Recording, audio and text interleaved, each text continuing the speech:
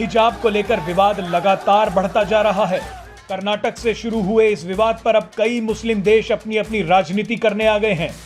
पहले पाकिस्तान और फिर तालिबान जैसे देशों ने इस विवाद का फायदा उठाने की कोशिश की और अब इन सभी के बीच इस्लामिक देशों के सबसे बड़े संगठन यानी ऑर्गेनाइजेशन ऑफ इस्लामिक कॉपरेशन भी अपनी कट्टर सोच को लेकर इस मामले में कूद पड़ा है।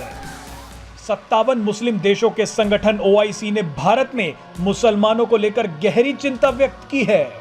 OIC ने संयुक्त राष्ट्र और पूरे अंतर्राष्ट्रीय समुदाय से आग्रह किया है कि भारत में अल्पसंख्यकों के खिलाफ बढ़ती हिंसा को रोकने के लिए कदम उठाए जाएं।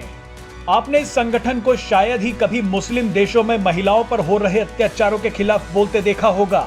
पाकिस्तान और तालिबान में हिंदुओं पर जो अत्याचार हो रहे हैं उस पर OIC खामोश है, लेकिन हिजाब विवाद पर भारत को नसीहत देने के लिए ये मुस्लिम देशों का संगठन तुरंत आ गया।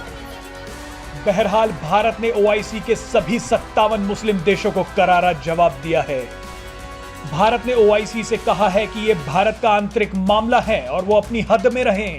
भारतीय विदेश मंत्रालय के प्रवक्ता अरिंदम बागची ने कहा कि हमने देखा है कि भारत से जुड़े एक मामले पर OIC ने एक गुमराह करने वाला और भड़काऊ बयान दिया है। अरिंदम बागची ने कहा कि OIC की सोच ही सांप्रदायिक है। भारत में समस्याओं को लोकतांत्रिक मूल्यों के आधार पर संवैधानिक तरीकों से सुलझाया जाता है। OIC की सांप्रदायिक सोच इन मूल्यों को नहीं समझ सकती। OIC भारत के खिलाफ दुष्प्रचार करने वाले लोगों का अड्डा बन चुका है। फिलहाल आपको बता दें कि हिजाब विवाद को लेकर कर्नाटक हाईकोर्ट में लगातार सुनवाई चल रही है। हाईकोर्ट ने पिछले हफ्ते कर्नाटक में सभी स्कूलों को खोलने का आदेश दिया था। इसके अलावा हाईकोर्ट ने यह भी कहा था कि अंतिम फैसला आने तक कोई भी छात्रा हिजाब पहनकर स्कूल नहीं जाएगी। लेकिन आपको बता दें कि हाईकोर्ट के इस आदेश का लगातार उल्लंघन हो रहा है। कोर्ट के निर्देश के बावजूद कर्नाटक के कई स्कूलों में मुस्लिम छात्राएं हिजाब पहनकर पहुंच रही हैं।